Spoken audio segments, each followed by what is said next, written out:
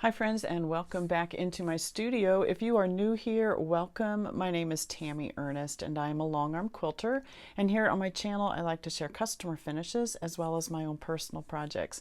So I am a day late, and the reason is we were getting a new roof on our house yesterday and it was way too noisy to film anything yesterday.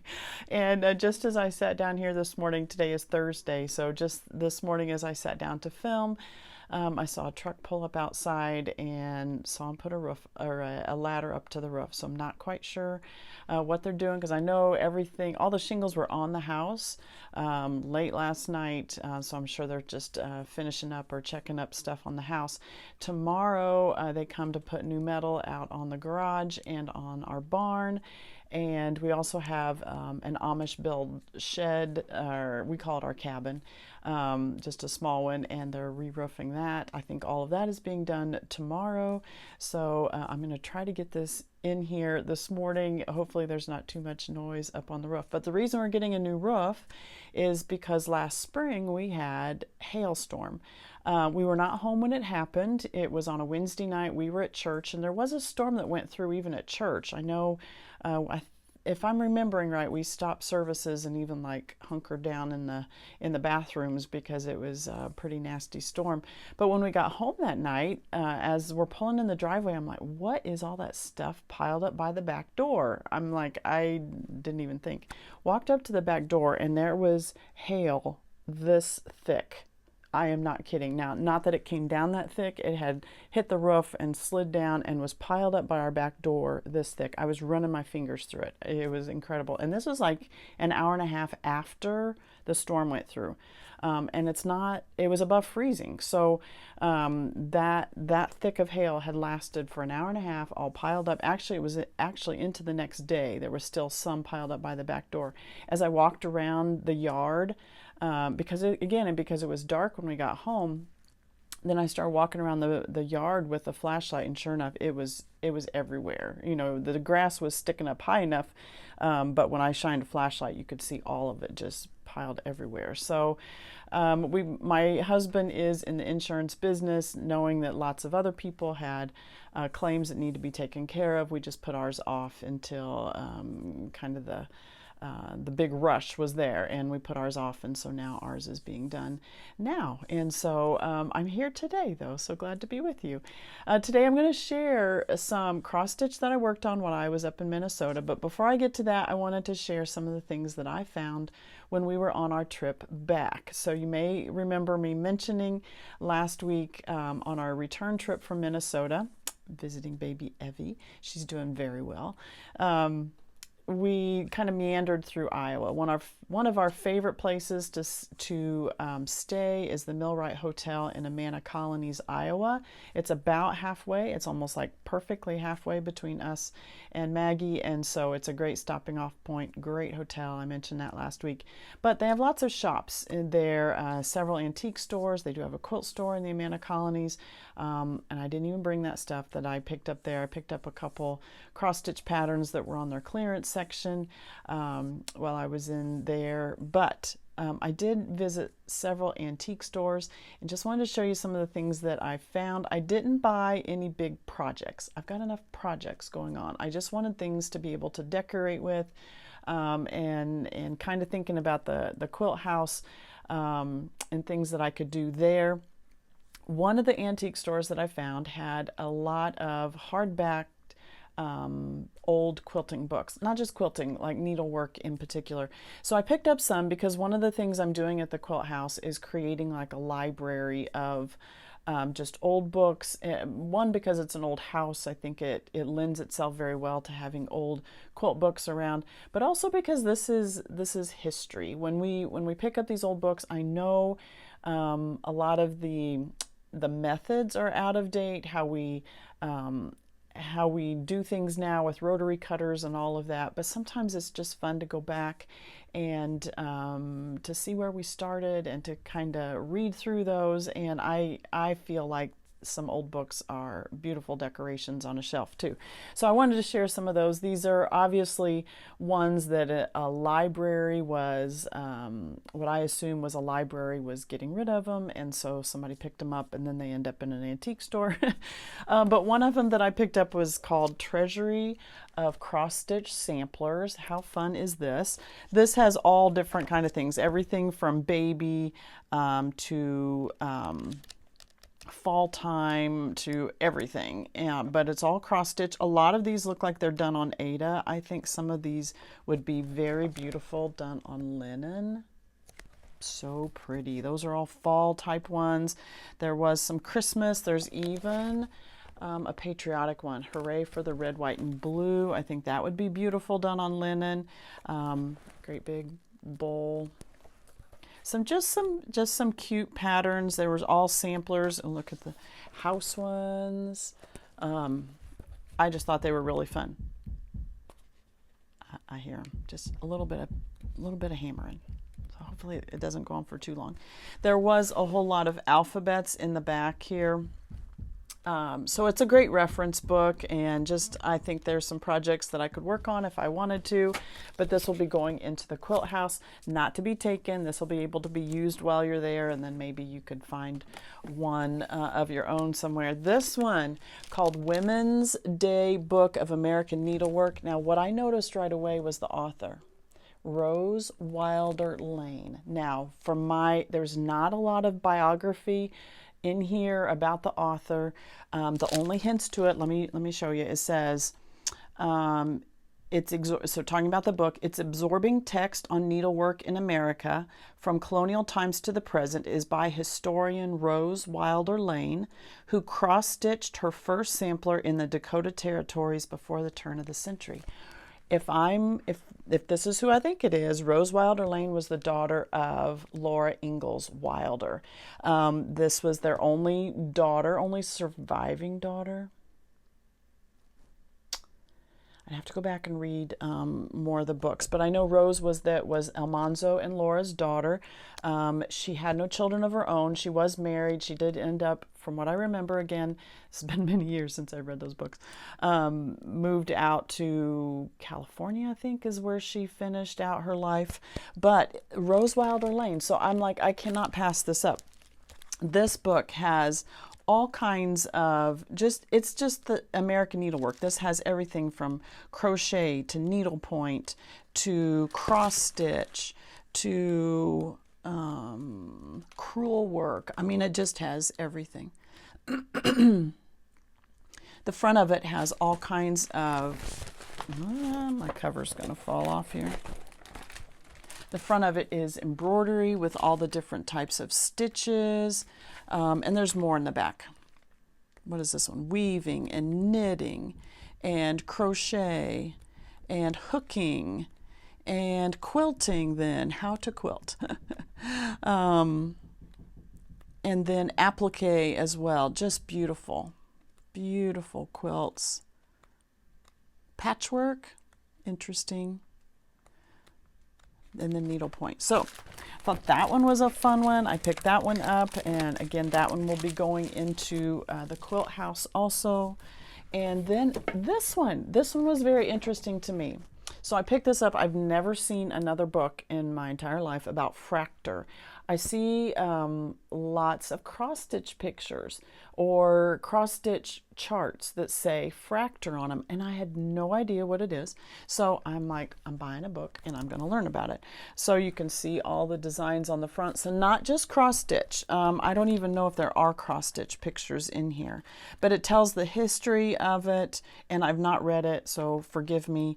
I've not read it yet since we've been home, but it talks about the materials. You can see all the history of it, the introduction, the brief history of fractor, and I'm excited to learn more.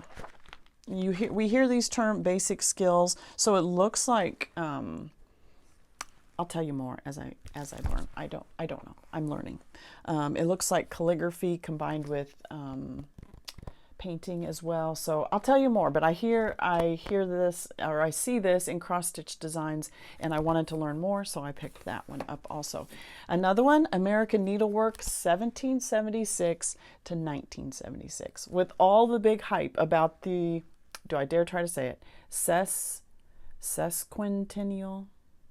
I don't know if I said that right. I looked it up to like, what does each part of the word mean? And I don't think I said that right. But this book came out for the bicentennial, so 200 years. And it had some fun projects in here. Not some are cross stitch, some are other stitches. This shows like a Bargello stitch, it says. It just gives you almost like a punch needle type pattern. And then it says to work all areas of the design in basket weave Bargello stitch following the color key. But I think some are cross stitch in here as well. All different. There's a heart. There's a heart flag. I thought that one would be fun. Confederate flag. There's bouquets. There's patchwork quilts here. Sorry if I was out of the line. Benjamin Franklin bouquet. I just thought this would be a great history to read. It's so interesting now that we're 50 years later. Here's Martha Washington's needlepoint. How fun is that? So I just thought we're 50 years later, it'd be fun to read and to learn what they were saying 50 years ago at the bicentennial. So that's another book. All right, two more. Next one I got was Baltimore Beauties. Again, I'm ignorant. And so I wanted to learn more. Again, this is a book that came out of a library somewhere, but all the history of Baltimore beauties along with patterns and beautiful pictures. Look at those. I just want to learn more. So that's why I picked up that book. All right. The last one I picked up, I was super excited about. I even took this to dinner with us one night when we were in the Manna Colonies because you got to wait for your food. So I thought instead of being on my phone, and I was talking. I mean, obviously I was talking with Stephen and Greg as well. But this one, The World of Wooden Bobbins. I love it. I love it. So Manna Colonies was a mill. There was a mill in the back, and the mill is what is now turned into the hotel, the Millwright Hotel. Absolutely love it. But you will find bobbins that were used in these mills, and you will find them in antique stores, and I've collected them. And you've seen cross-stitch projects being put on the bobbins. This tells all about the bobbins. Why are there so many different sizes? What are the different shapes? What was each one used for? And then it tells about the textile mills, and then it shows pages and pages of these of the bobbins, and then it just shows you the whole history. I love the old pictures in here. I was so excited to see this book, and I thought this is a once in a lifetime. I don't even know. Let me just look, see when it was even printed. This one says, not that it's a terribly old book, but 1995, so not that it's terribly old. I have just never seen one before. And so bobbins, and the interesting thing was prior to finding this book is I had picked up some bobbins at one of the antique stores. But bobbins are something that over the last several years, I have been collecting. They have to be the right price. I'm not going to spend an exorbitant amount of money on it because to me they're just sitting on my shelf. But I have picked up some at antique stores over the last several years, and I brought some that I have had on my shelves, and like this great big one here. I love this one that it has the two different colors. It's got lots of dust on it too, but it has the two different colors on either end. You can see the metal circle in the middle. I love when it's worn. I love when it's worn. To me, that shows history. Here's another one that I have. And I can't even tell you where I got these. This one's a little shorter, a little heavier actually. And notice the ends of it are different on this one.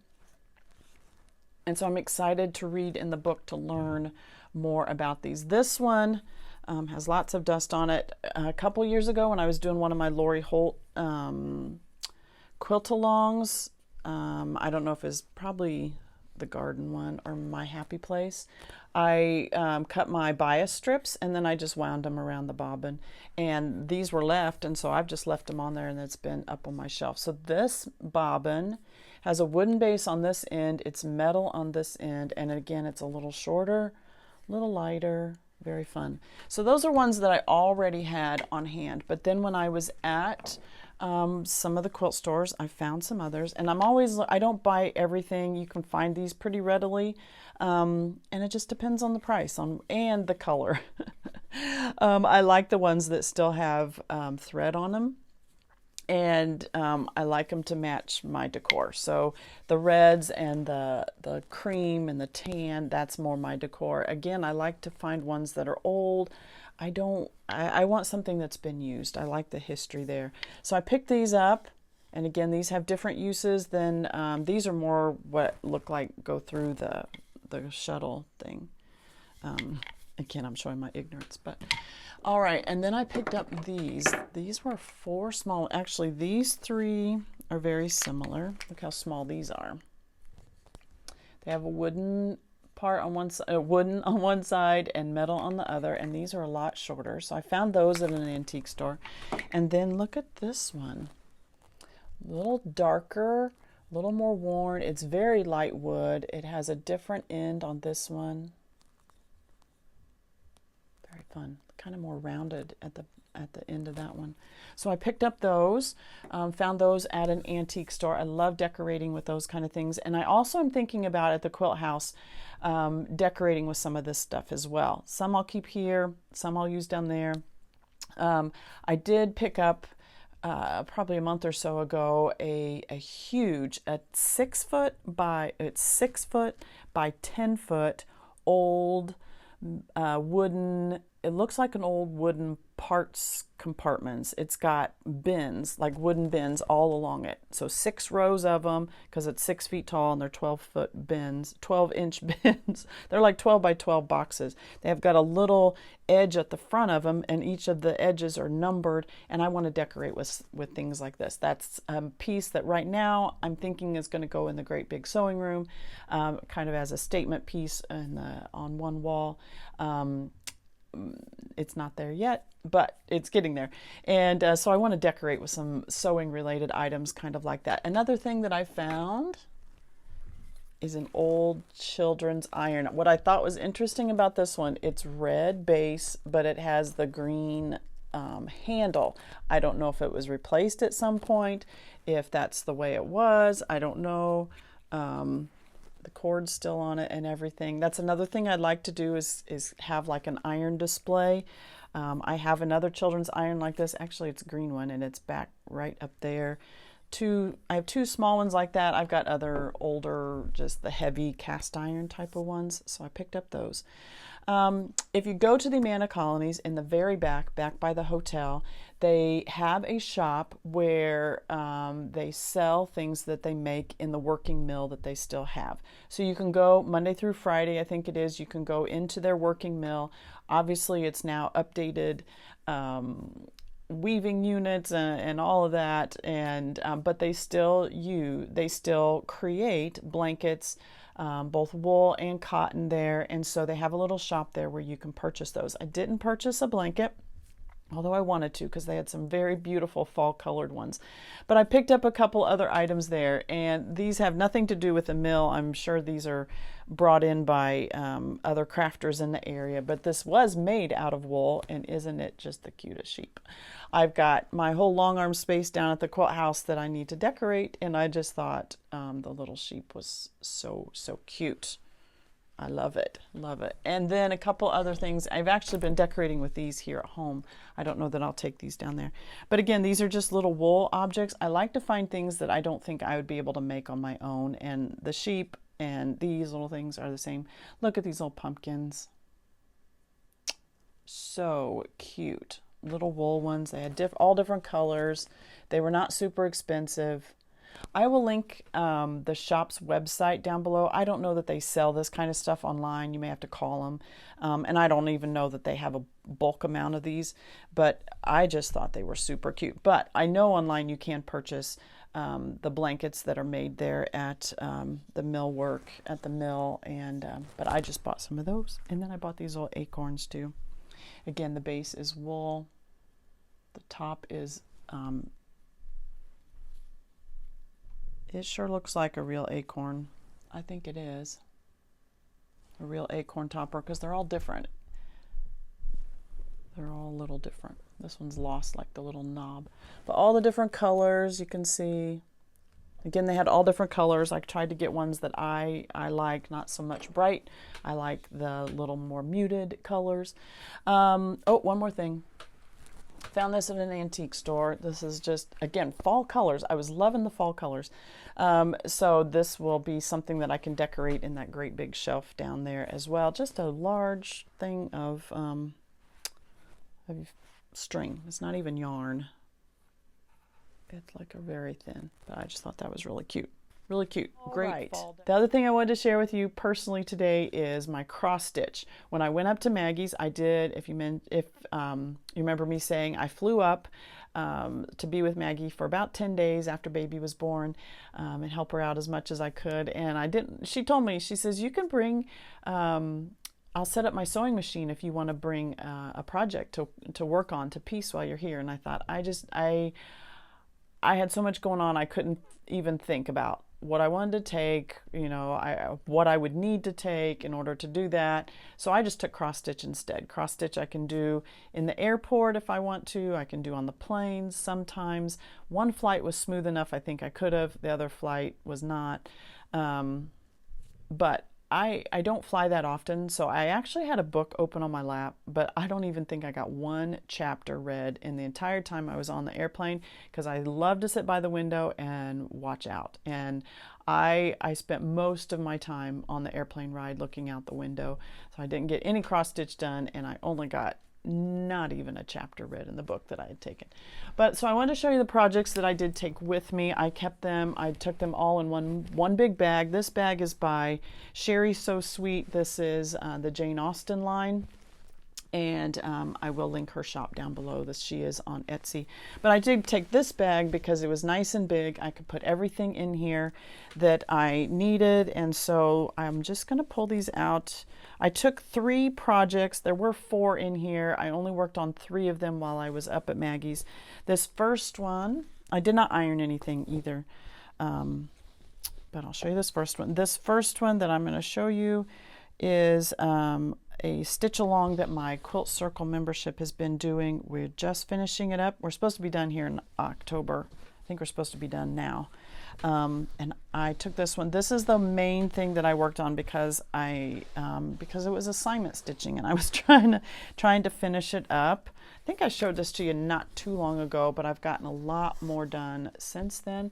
So this is One Stitch at a Time by La Di Da. And I'm not sure if I have my pattern cover in here. So interesting thing, when I got up to Maggie's, I realized I only had 1 sheet of the pattern. It's on 2 sheets, and I only had 1 sheet. I only had this side. So, but I had most of this side finished. I don't have any idea where the other page of my pattern has gone. So, I thought I don't want to waste my time up here when I have time to stitch. So I did end up purchasing the pattern online, PDF. I never thought I'd do that. I'm always a paper person. I want the paper in my hand.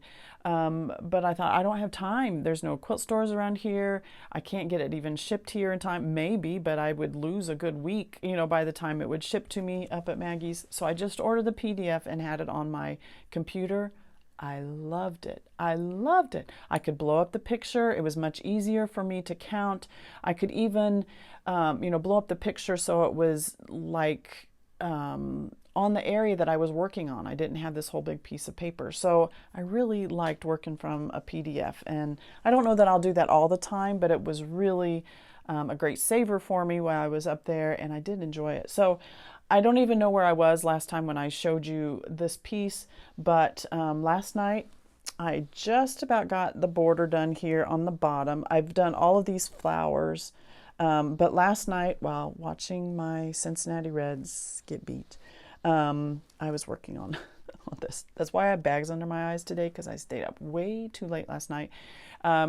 The last 2 days of Major League Baseball have been like March Madness of baseball. It's game after game after game after game. So 4 games yesterday and the day before. I think there's 3 today that I will definitely have on this afternoon. But what what we do is I record all the Major League Baseball games, and then I watch them later because then I can zip through the commercials and I can condense the game a lot faster. So we didn't start the game last night when it started at 9 o'clock. We started it after watching the game before that in delay. And so it was about 1 o'clock before I went to bed.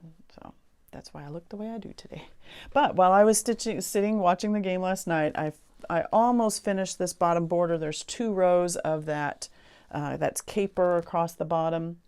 I did change the color of my house. You might remember the pattern calls for a blue house. Back in March when I was in Branson, I was choosing different colors, chose a red, having no idea that I'd be purchasing a red house this year. So what is left to do? I see I have a little bit of red on this flower here. Inside each of those flowers, there are some stitches. It's not much. It's only like 9 stitches inside each one of those. I have some things to finish up on my birds. Usually what I'm doing is if I'm using one color, I will do all the places that I can safely reach with that one color. So I'll come up and do a couple things on a bird, if it's within counting distance of something else close by. I don't like to count too far, you know, all the way down here. Not that there's anything down here, but I'm just using that for reference. But if it's only a couple stitches away from something that I've already stitched, I feel confident in counting that and then going ahead and starting. So I know there's something else right here. The center of all these flowers needs to be done. So there's a little bit more over here. I know I finished up this while I was at Maggie's. And so there's a few other things. Now on the pattern, it does show the initials of the maker right here. I believe I'll probably put 2025 on this one. And I may put my own initials, but that's what goes in that space right there. I just haven't finished and decided what I wanted to do. So some colors I have changed. Obviously I changed the house. I do believe I changed the colors of these flowers down below just to be a little more not quite so pastel. I'm not a big pastel person. Now I changed this color to Mountain Mist and I really don't like it, but I'm not going to change it at this point. It called for something else and it was a little brighter blue and I didn't want that. I wanted to do and I really don't like this color, especially with the yellow, the goldish, but it is what it is. Part of my journey. I'm learning. I don't change colors of patterns too often. And so you live and learn. But so this is the main thing I worked on. Almost done with this one. This will be framed and taken down to the quilt house once I am done. The next project that I worked on, let me see. All right. This is on a scrap piece of linen. One stitch at a time is called for linen. Whatever that was. I don't know at this point. It's on the back of the pattern. And I did order that from 1, 2, 3 stitch. I'm going to use my needle to kind of hold down that. But let me find my pattern real quick before I show you what it is. Oh, here is the 1 stitch at a time. La-di-da. All right. Second project I took with me was Grand Old Flag by Brenda Gervais. Like to do a lot of the patriotic stitching here in the next 9 months or so. So I did take this with me. This one is a lot of mindless stitching, meaning that I was working on the flag one. And it's a lot of mindless stuff because it's just, as long as you know how many, it's not all even rows.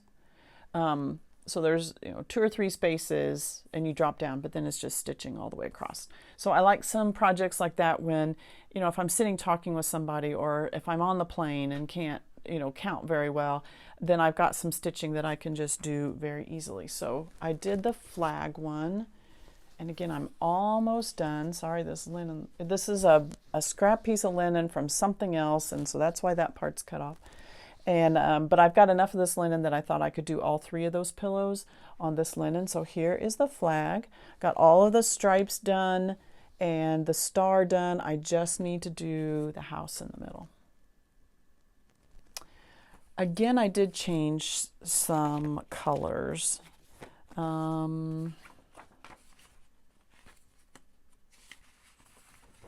It calls for creme, no, that's the, it calls for creme brulee, 36 count. I do stitch on 36 count, both this one and the other one. The threads it calls for are tartan plaid, DMC 22 and 3023. I did not use those.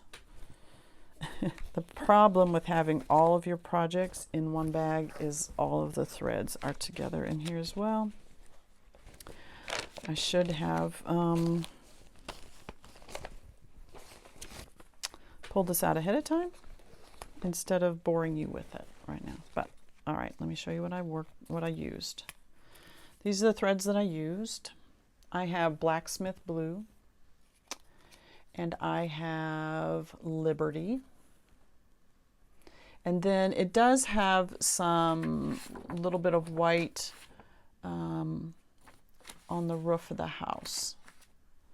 And for that, I'm using DMC 3024. I like the names of those threads, Liberty and Blacksmith Blue. So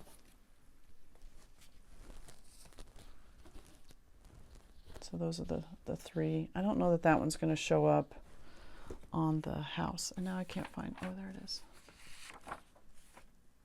It's for the roof of the house, and that one may not show up. I may need to change it to more of a gray. I mean, it is kind of a gray, but on that linen, I don't know.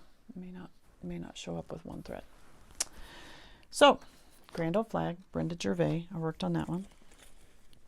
And then the third thing that I worked on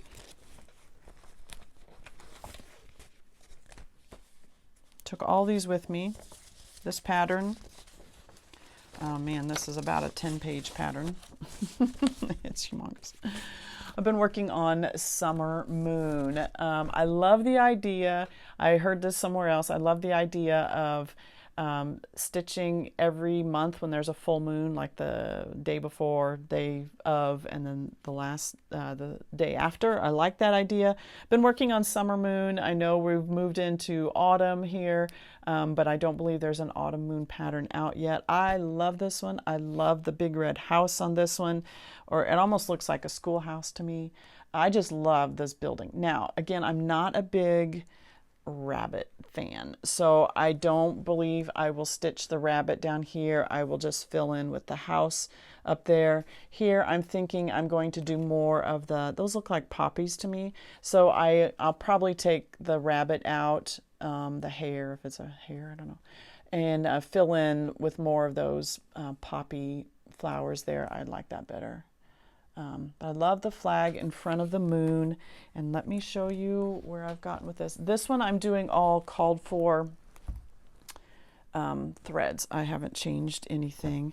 My fabric is False Starter. It is by Number 12 Stitch Co. I ordered this a while back, and so that's what I picked out for this one. Let me fold it this way. So I do have a pretty big piece of linen.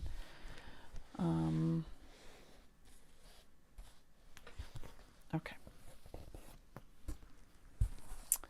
And this is how much I done. I love fill-in stitching. I really, really do. So I really enjoyed this project because all of the roof right here, this is just that side part of the house, one side. And then you've got the big tall house going in here. This starts the roof of the big tall part. But once I got the outline of that done, that is just sitting and filling in. Then this is a little bit of fill-in, but you got to stop because you got to make sure you get your bricks where they go. And so that one has another brick, I think, that goes in there. This moon, all of that is fill-in now that I've got the flag in. Not the part where the union part goes, but all of this is fill-in of one color. So I'm just waiting until I have a time when when I can take something and I just need a lot of fill-in. So I'm going to do that at that point. But got the 1776. I love that. Again, I think this is a great 250th project to be working on, just because of the reds and the 1776 and all of that. And love the big tall flagpole. So this is something I took with me. I really enjoyed it. I still have my winter moon. I'm pretty far on my winter moon, and when winter months come, I'll switch back over to that one. But I like these colors. I know it says summer, but they still feel kind of autumn colors to me, the very dark muted colors. And I'll show you my threads on that one. I think they're this pack. Like I said, I have all of these in here at once. These are really a mess. But, oh, don't they look, I mean, I know it says summer, but to me they are a mess, but they look very autumn color to me. I believe the red color of the house, let me look real quick, it's the dot. So it is cayenne. That's what I thought. And that's that color. I used quite a bit of that. I have two of them, so I've used quite a bit of that one. Very pretty. So that is the other project I took with me to Maggie's. Now there is one more project in this bag. I'm not going through all of my whips. I've got lots of whips and all that. This is just things that I took with me on my trip. But there is one other project in here, and somebody in my, Marja, hi Marja, in my quilt circle asked me the other night if I was still working on this. This is, and I am, but I'm very far behind. This is the Fox and Rabbit mystery called Cloister Garden for this year, okay? And I started on this one first of the year, and I did take it with me to Branson when I was there. I remember working on this in the car. I am doing this, I believe, on 40 count because it's so big, and that's the only piece of linen I had at the time when I was kitting this up. And so it's not something I can work in the car very well. If I mentioned the grand old flag, that linen is a little looser, so it was a lot easier for me to stitch. If things are bouncing a little bit, that one was a little easier to stitch. But this one I really need to work on kind of just still in front of the couch. So I am only this far. I did work on this a little bit this week. I'm doing mine in the greens. It said you have to pick, you don't know at the beginning. So I picked green. I am doing a DMC in that hunter green color. It is DMC 934. And I'm using that for all of it. I picked green because the pattern was called Cloister Garden, so I thought that might be nice for the garden. My biggest difficulty with this, because everything is symmetrical, is remembering which side is up. And while that matters is because with cross stitch, you always want your last stitch to be the same direction, okay? So I stitch, my first stitch is top, it's gonna be backwards in the camera, but when I stitch, my first stitch is top left to bottom right, and then my last stitch is always top right to bottom left. That's the way I do all of my stitching. And I picked this up again the other night, and I had these two sides done, and I was working on this side. And not until I got that whole section done did I realize I had it turned the wrong way. So that whole section right there, my stitching is going the wrong direction. My last stitch is opposite because I had it turned 1/4 the wrong way. So what I've decided to do is I am not going to fill in this part right here. I'm going to go on and start working on the rest of it. Now I think this is only through March, maybe April, probably March, I don't know. And so I've got a lot more to go around here, and it gets larger and larger all the way around, but I'm going to leave this little spot empty so that I know that this is the top.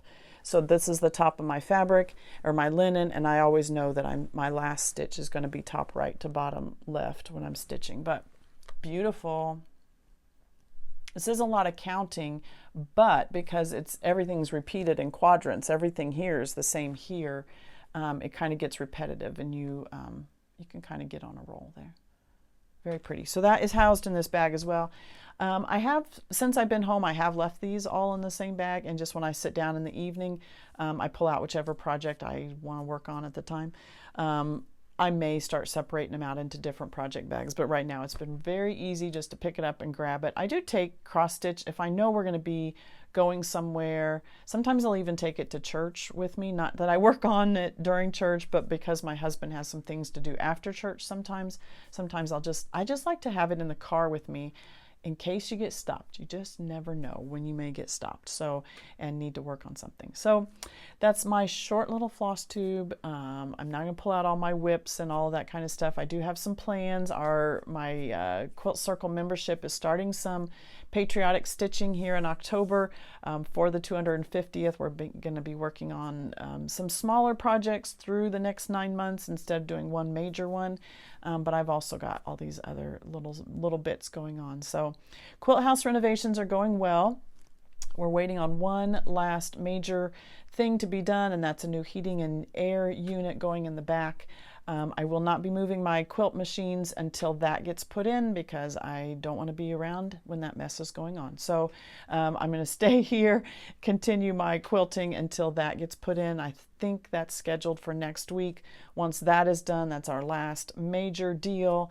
And then it's getting things rolling to get it opened up. So stay tuned, and I'll continue to share updates as they come along. But let's move on to some customer quilts for today.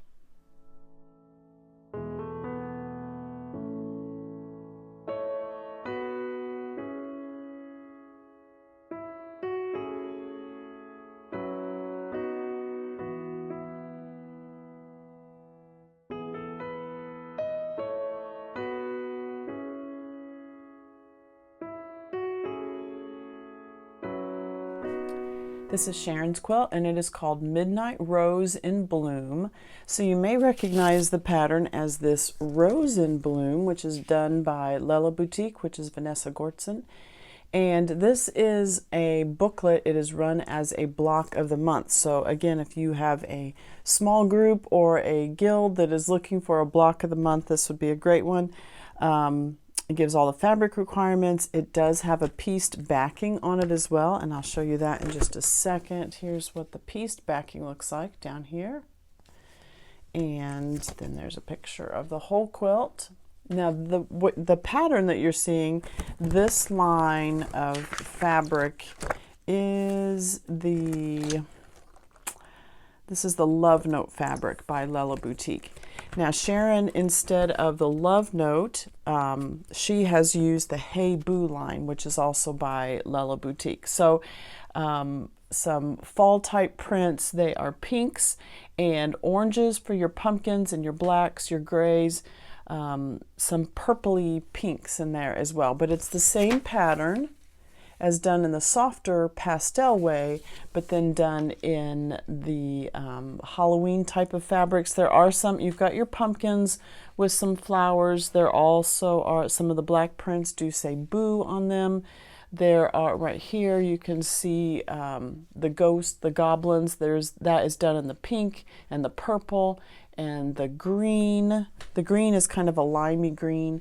Some of the fabrics do have spider webs on them as well. So it just tones down the whole quilt from being a pastel, springy type look to then being a fall time Halloween type of look. This quilt measures 84 by 84. It's a very large quilt, and done as a block of the month. So you are creating certain blocks and then putting them all together in the end to get this design. So like here is 1 month. That's what the blocks look like. And that's this block right here. So then you're doing those in different places in the quilt. It's not that you're creating half of the quilt and then half of the quilt or part of the quilt. You're creating all these different blocks, and then it's put together to look. You can see that pieced bloom in the middle and then the big X type shape across the quilt. It's very, very neat design. Very neat. So then the pantograph that we used on this one, this is called Geo Flower.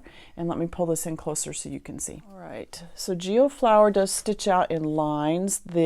Every other line would be different because the line, the next line below would need to nest up into that. So when I pull it into my Pro Stitcher, I go to the horizontal yeah, the horizontal, and I would change the row by half. However you do that on yours.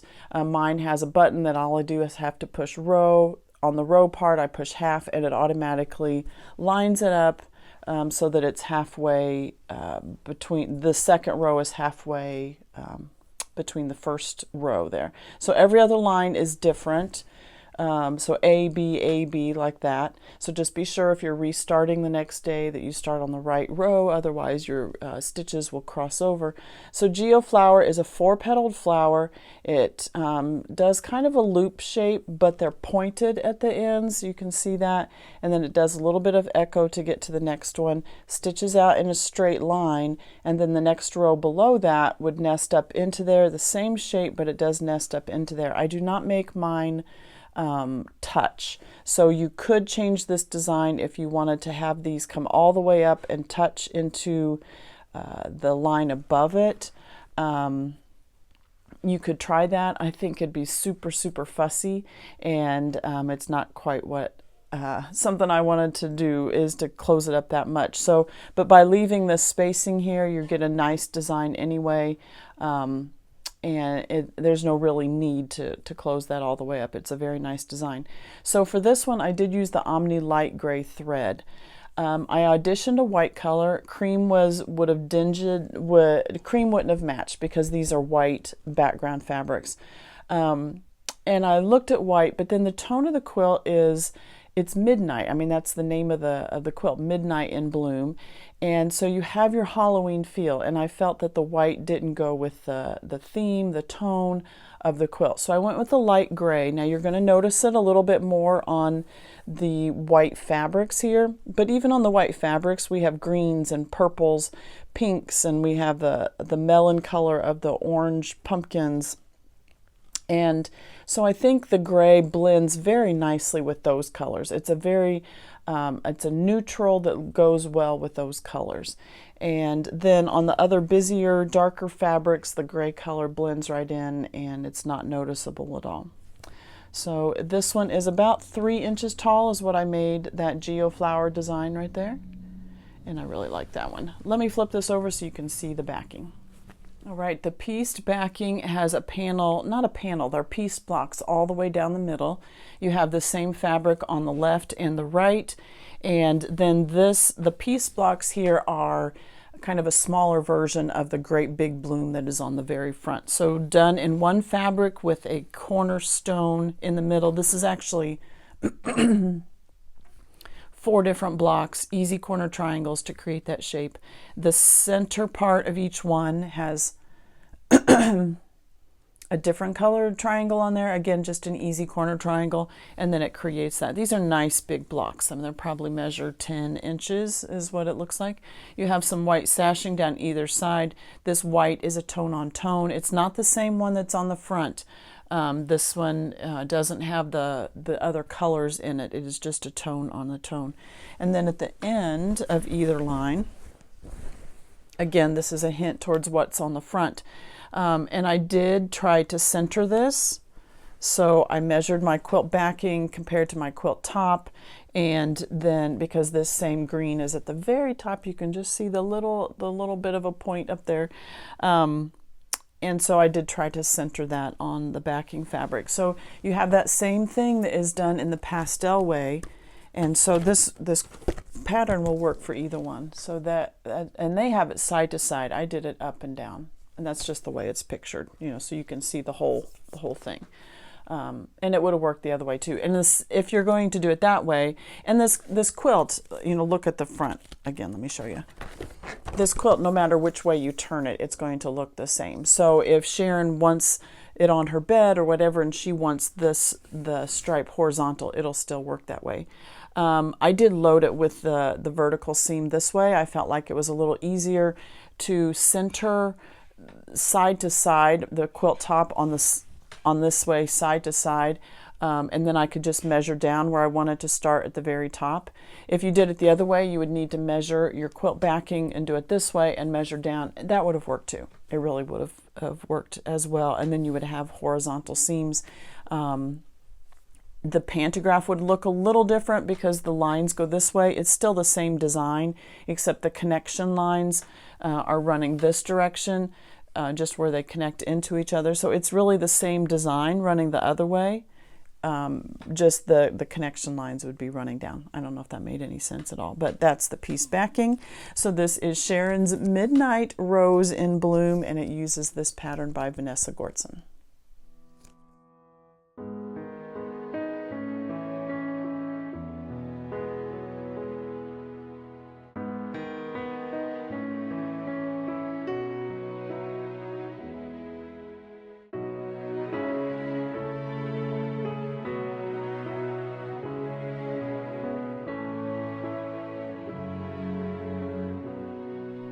Sharon's second quilt is Sweetly Shining. This is a pattern by Yoder.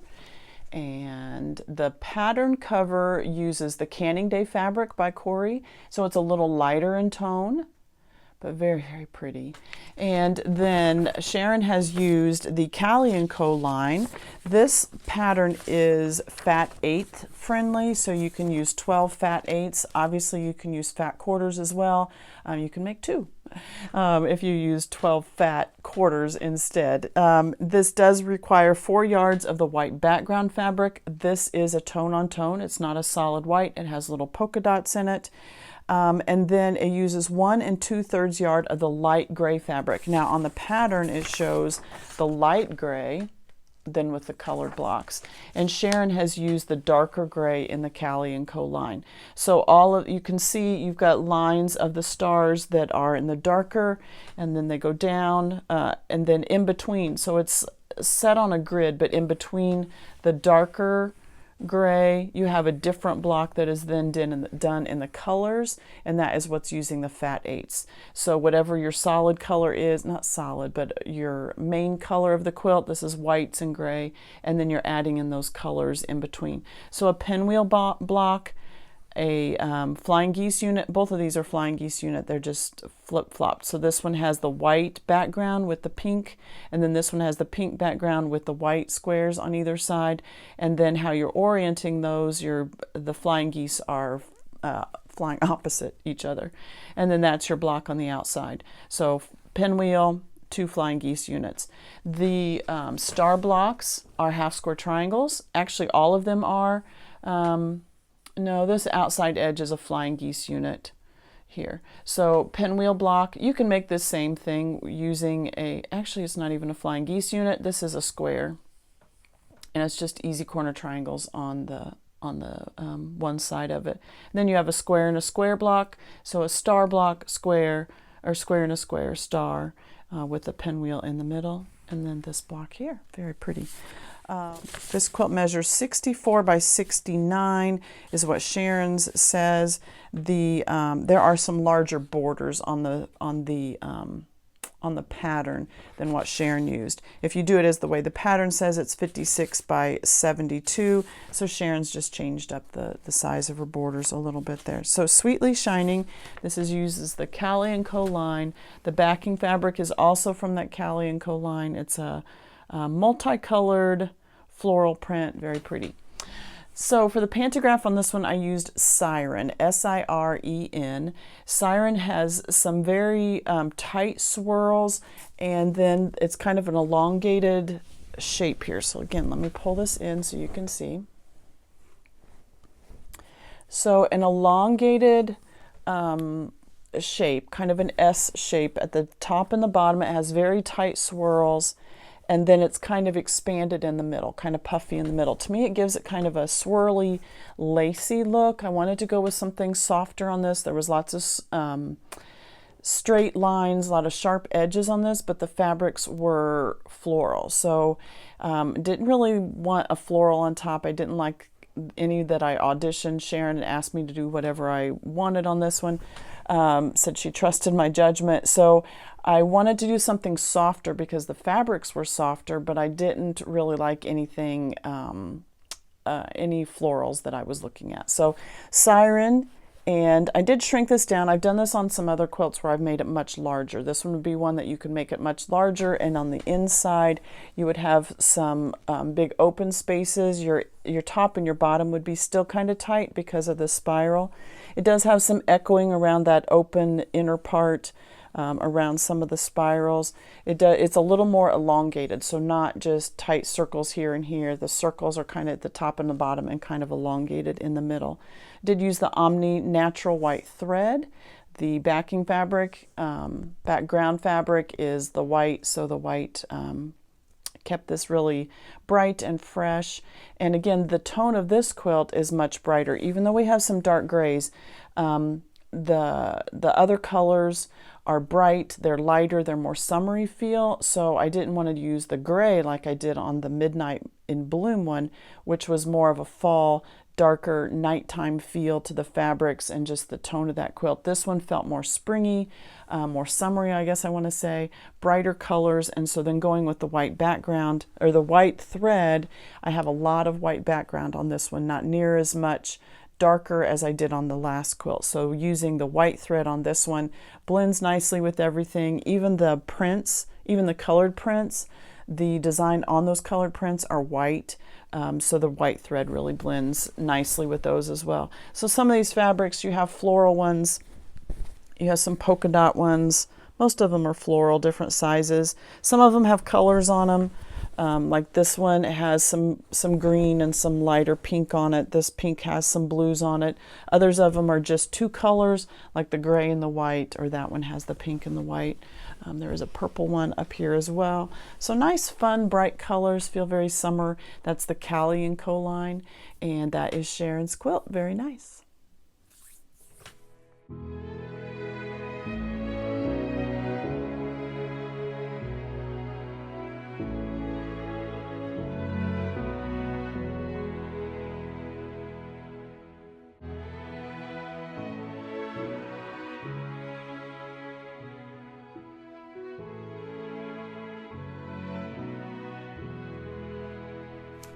Judith sent me this quilt, and this is a string quilt. She says she didn't use a pattern. It's just a string quilt, is what she says. Just a string quilt. It's beautiful. She used scraps from her stash. She says this is a sentimental project. The fabrics are sentimental projects from weddings, birth quilts, baby quilts, grandchildren projects, some fabrics from items made for my mother who recently passed away. So a very special quilt, lots of memories in this quilt. So a string quilt, here is your block. You can see the strips of fabric run one direction across the diagonal. That is one block. What makes Judith special is she chose a yellow print to use on every one of the blocks, and that is always the first piece that she has laid across the diagonal. Her blocks probably measure, I didn't measure them, I'd guess 8 inches is kind of what it looks like. So you need a piece of fabric that is longer across the diagonal, 8 by 8, Pythagorean theorem, you could figure it out. But long enough across the diagonal that you can then stitch your next fabric. So what you do is you start with this middle sashing. It could be white, it could be blue, it could be yellow. It doesn't have to be the same on all of it, but notice when you do have the same print on all of it, you get those diagonal designs. It keeps the scrappiness more planned. I think it gives some nice dimension to your string quilt. Instead of all being scrappy, it is making it more of a planned decision, and then you're keeping all the scrappiness inside of those sashing lines is basically what they turn out to be, diagonal sashing lines. But it starts by your size of your block, whatever size you decide, starting with that color across the middle. Then what you do is you lay your next strip. It could be the same size. You could do all the same size strips if you wanted. Choose 2.5-inch strips, 2-inch strips, 1.5, whatever your choice is. Or they could be different sizes. It doesn't always have to be the same. If you're doing this middle one, I would make that the same size every time so that you get those same sizes running across the diagonal of your quilt. But then notice, like on this one here is a smaller brown one. This pink one is much wider, so they don't, all your strips don't have to be the same width apart, or the width that you're cutting them. But then you're just taking long strips of fabric. So you start with the yellow one, you lay this tan one, you would lay that on top, right sides together, stitch your 1/4 inch line. You then fold that back, press that tan one back, and then you lay this gray one, right sides together on top of the tan, and you're stitching your 1/4 inch, you press the gray one back, and then you add your next piece of fabric. You continue to do that to make the size of block that you're wanting. You do that the other direction as well. So you start with the yellow in the middle, and then you're pressing one. You're adding a fabric strip on this side of it as well until you get the size of the block that you want. And then you trim it to the size that you're needing. So all 8.5, I'm assuming 8-inch squares is what I'm guessing here. Judith did not use any backing material on the back side of her quilt. As far as I can see, I didn't see any paper, foundation paper that was pulled away. There was no batting, anything like that. So I'm assuming that she just stitched and then she trimmed up the block the size that she wanted and then joined them all together. We did use batting in this quilt. And then that gives you the 3 layers, the backing fabric, your string quilt on the top, and then the batting in the middle. Now, I did bring some other resources to show you. There are several ways of doing a string quilt. This is a great scrap buster if you've got sentimental projects, maybe you have all one color, variations in color that you're wanting to use, or totally scrappy. This is a great way to use up scraps. Nothing has to be super planned unless you want to start with that sashing that's going to be on the diagonal. And then just make sure you whatever size you choose the blocks to have. But I did bring, there are some, back up just a second. So there are some different ways to make the top, like I mentioned, whether you have the same diagonals to start each one of them or whether you do it all scrappy.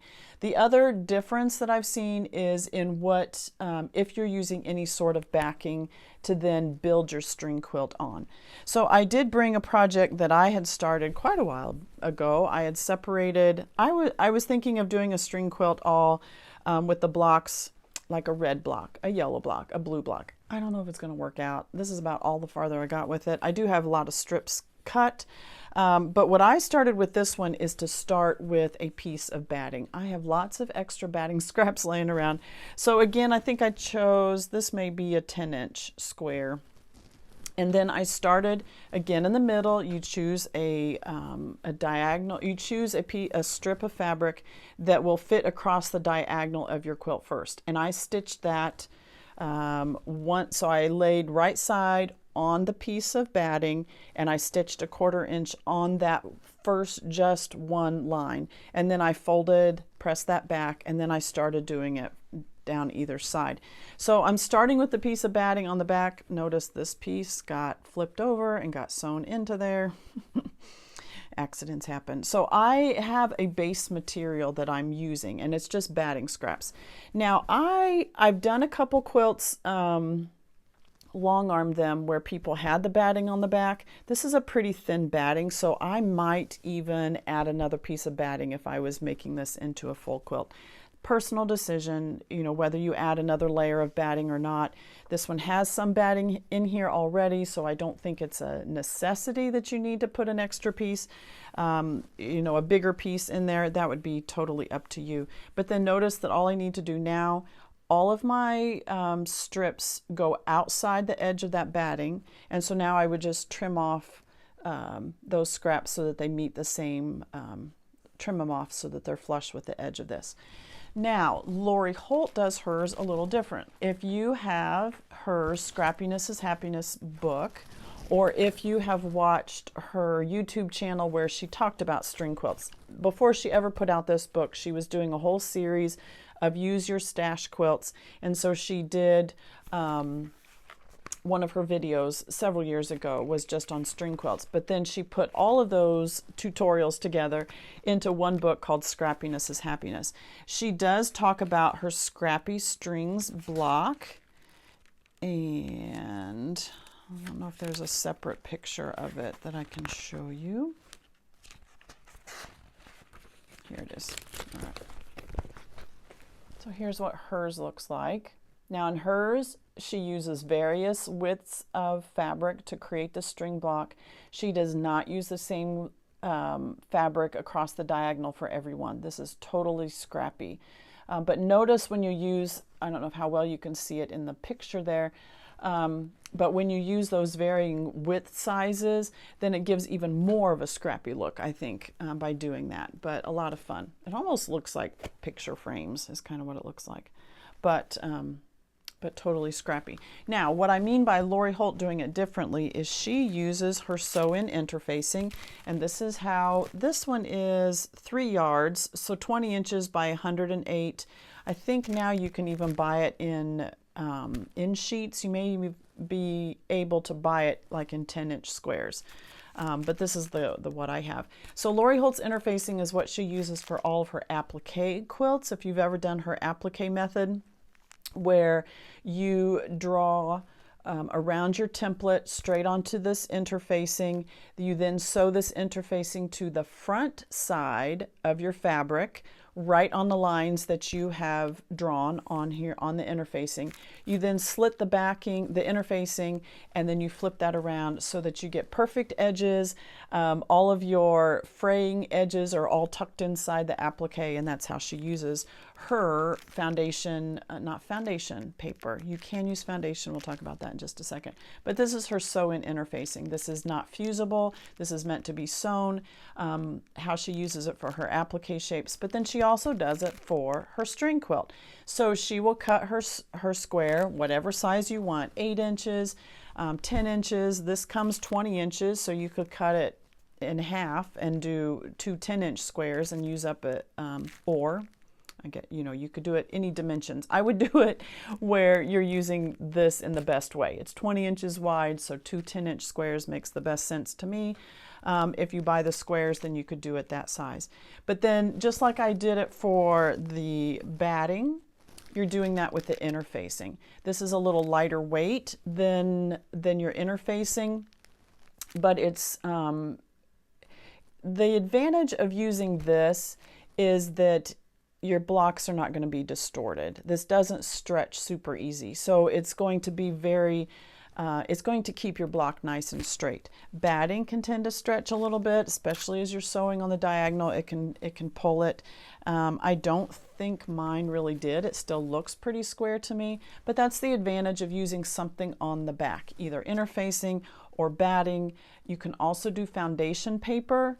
Foundation paper is different from interfacing in that foundation paper, it's kind of like a thin copy paper. Those papers, after you stitch, after you make your blocks, you then tear those off the back so that that does not stay inside of your quilt. But again, it gives you a nice firm foundation to be building your block on. It's not going to twist, it's not going to stretch, it's going to stay the way you want it. And then once you have your block the size that you want, then you rip those papers out.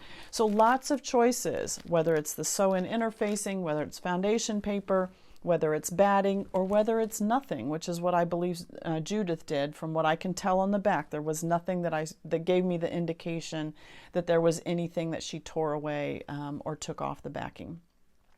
And then you just need to decide whether you're going to use one fabric as a diagonal or whether you're going to make it totally scrappy. And then you choose whether you want all of your strips to be the same width apart or whether you want them all to be just whatever you have on hand, and you can use it that way. So lots of ways to make a string quilt, lots of choices there. And then I did find another resource that I thought I'd show you. I thought this was very interesting. This book I found called String Quilts. It says Sustainable Patchwork Projects Using Fabric Scraps. And this is by Carolyn Forster. So here is a copy of the front of that. Isn't that a beautiful quilt? So it's combining the string quilt with some other more of a planned, this one looks like it's got some applique or medallion type of thing in the middle, block in the middle, and then creating the string quilt around the outside. So there were lots of projects in this book. I don't have the book. I just found this as a resource and thought, wow, that is very cool. I really like that because this is the only sort of string quilt that I've ever seen or that I've done. you know, sometimes you'll see like a piano key border around the outside edge of a quilt, and that's very similar, I think, into a string quilt. But my experience with string quilts is they're always done on diagonal. I don't know that that's a hard and fast rule, and it doesn't appear to be from this book that Carolyn Forster has done. But so lots of ideas there and options there. Judith's quilt is so beautiful. I like that. I like the yellow. I've also seen it with white, and that's very pretty as well. And then just the fact that all of these fabrics have special meaning to her from different projects that she's worked on, and for family members is really great. Let me share the backing fabric on this. I like this. This is a yellow as well, kind of a mottled yellow. It has a tiny bit of green in there, some orangey, some brown, almost like a splattered type of design. Very pretty. I like the yellow to complement the yellow diagonals on the front. Then for the pantograph on this one, we chose Becker's Crop Circles, and I did bring a printout of that so you can see up close what that looks like. We decided, and Judith mentioned, and I agree with her, that because of all the straight diagonal lines, something swirly would be best. And so this actually stitches out in this direction. So a nice swirl. It does come to a point in the center of that swirl, almost in an S shape, if you see what I mean, kind of like an S shape here. So you're stitching this one, and then that last swirl out comes over to here. It echoes just a tad bit, and then it starts the next swirl.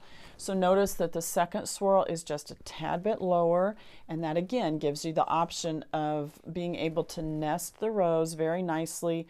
Again, this one is printed out so that it looks like the rows have been shrunk down together, with the same spacing within the row, between the rows as there is within the row. So notice here, like in this spiral right here, about the width of my finger, and then the distance between this spiral, which is the top of the row, and the bottom of the other row is about the width of my finger. That gives it a very cohesive feel across your quilt. Maybe you don't want your rows all to be that close together. You could separate this out, you know, so you could separate your rows about this much, and you get a very distinct, sometimes you can get a pretty neat design doing that way as well. Personally, I like it to be a very cohesive design from top to bottom, and so I will stitch it out very similar to how this is printed out on that handout right there. So that's what you can see on this quilt. Now for the thread on this one, we used Lemon Cream, I believe was the name of it. Lemon Cream? Yes, Lemon Cream, and that is an Omni thread from Superior Threads. That is the Omni brand, and it's called Lemon Cream. The yellow blends in perfectly. I did use the Lemon Cream on the back as well. I did wind my own bobbins. Because it's all yellow, I may have been able to get away with a cream color, but just decided I thought the yellow, going ahead and winding my own bobbins, keeping the yellow on the top and the bottom.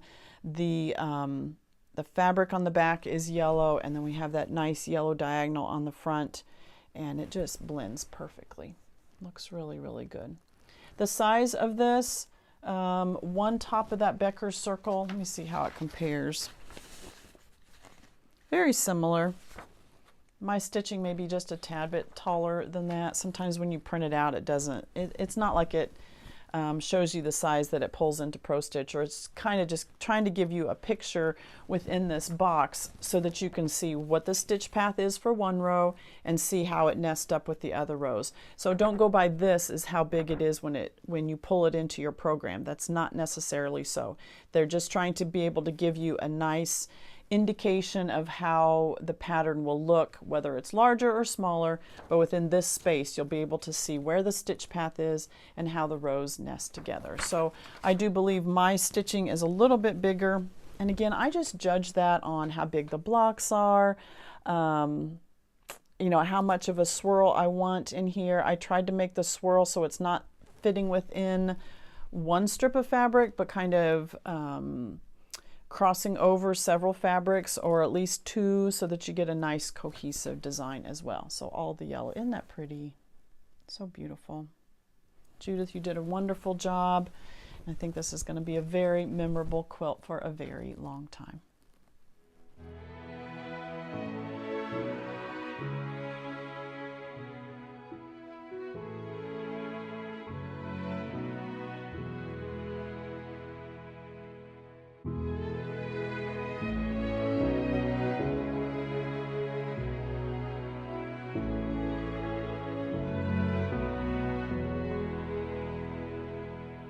This is Tonya's quilt, and it measures 70 by 84, and this is the pattern by Yoder called Purry Stars. Such a cute quilt.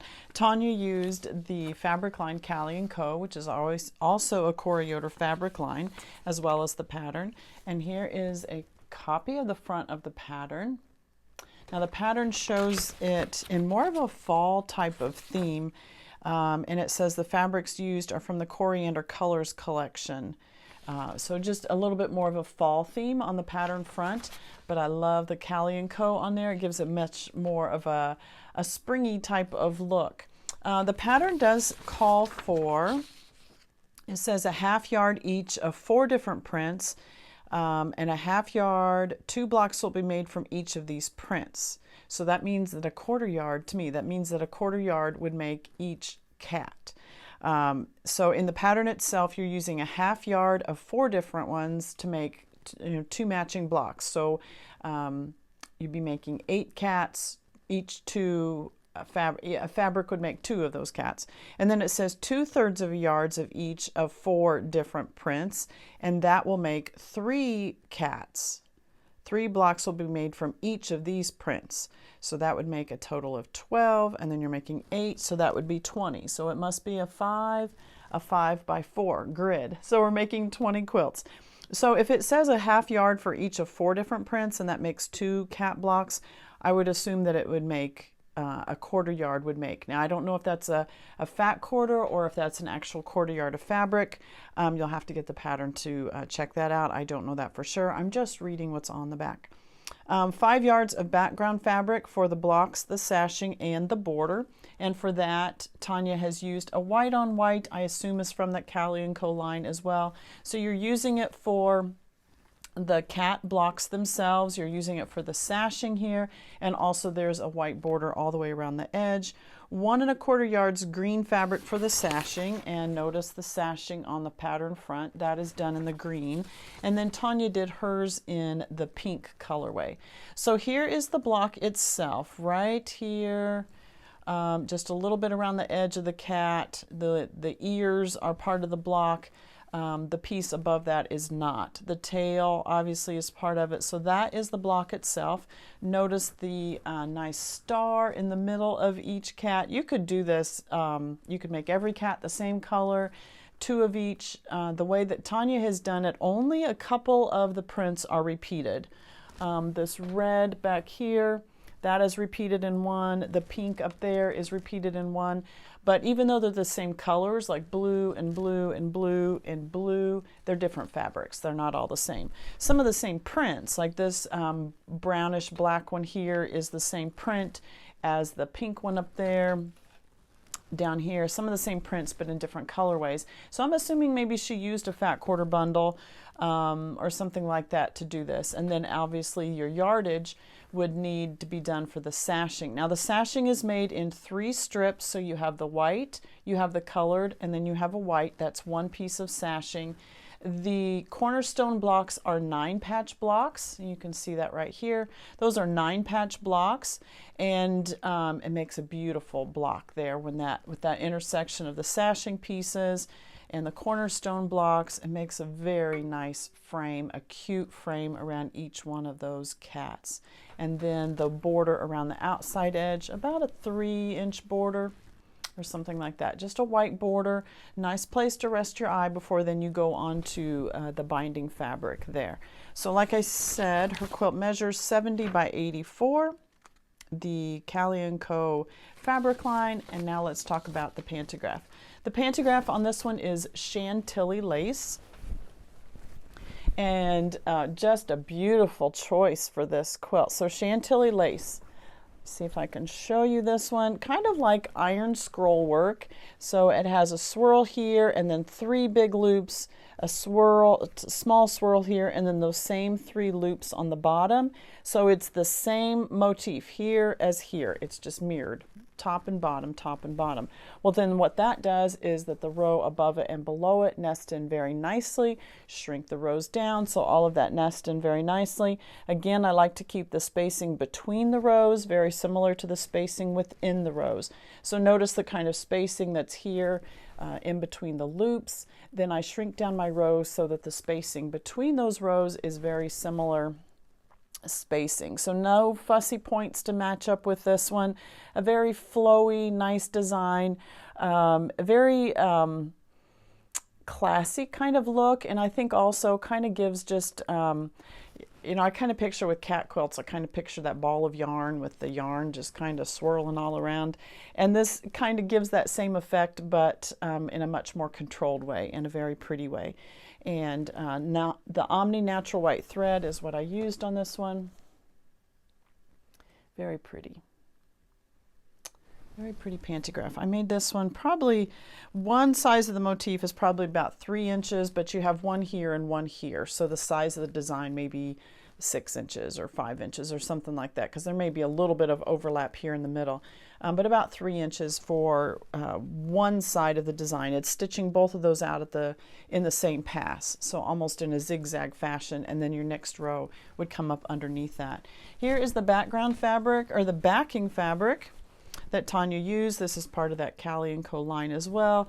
I would say, you know, a smaller floral on the back. It's got little green polka dots that are the background print, and then the florals on top of that. All of the same colors that's on the front of the quilt. Very, very cute. And then if I get in close, you can see that white on white. It is a floral print, but a white on white, tone on tone. Very pretty.